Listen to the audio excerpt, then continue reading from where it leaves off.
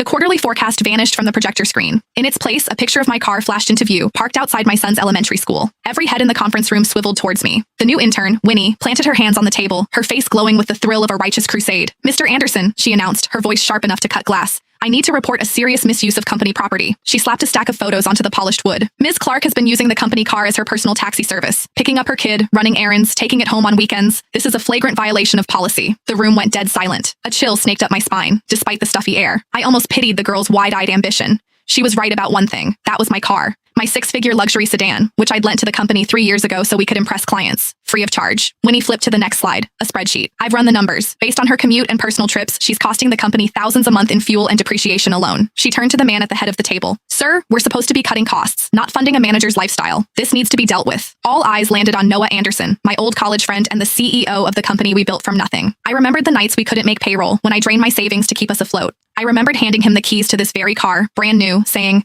"The company needs this more than I do." He'd used it for 3 years. I'd paid every cent for gas, insurance, and maintenance. I'd even been the one to drive it to the airport for client pickups when our driver was out. Everyone in this room knew it was my car. Trevor from marketing, who just last week borrowed it to take his father to the hospital, was suddenly fascinated by his keyboard. Macy from reception, who took it for joyrides every month, shot me a look of pure disgust. Noah's fingers tapped a slow, deliberate rhythm on the table, his tell when he was weighing his options. He wouldn't meet my gaze. "Ava." His voice was cold, unfamiliar. Is what Winnie said true? The air left my lungs. True?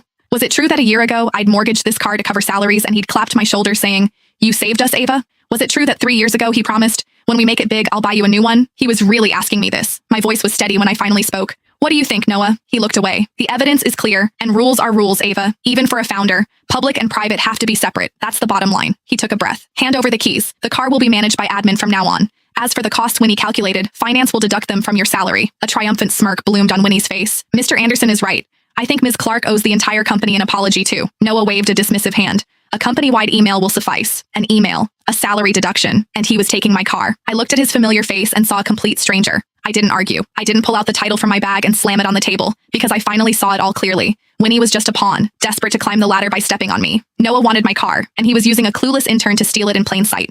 3 years is a long time. Long enough for a lie to feel like the truth, for a gift to be mistaken for an entitlement. I stood, my movements slow and deliberate. I pulled the keys from my bag and set them on the conference table. The metallic clink cut through the silence. "Fine. I accept the decision." My eyes found Noah's, a faint, cold smile touching my lips. "I hope the car continues to bring the company good luck." Noah, who had clearly braced for a fight, let out a slow breath. The tension drained from his shoulders. "Ava, it's for the best. You have to understand, my hands are tied here." Winnie snatched the keys, clutching them like a trophy. "See? If you just cooperated, we wouldn't have had to make this a public spectacle." I gave her a long look, a flicker of pity the only thing I felt. She had no idea what she was holding. She thought she'd just won the battle. In reality, she'd just handed me the match.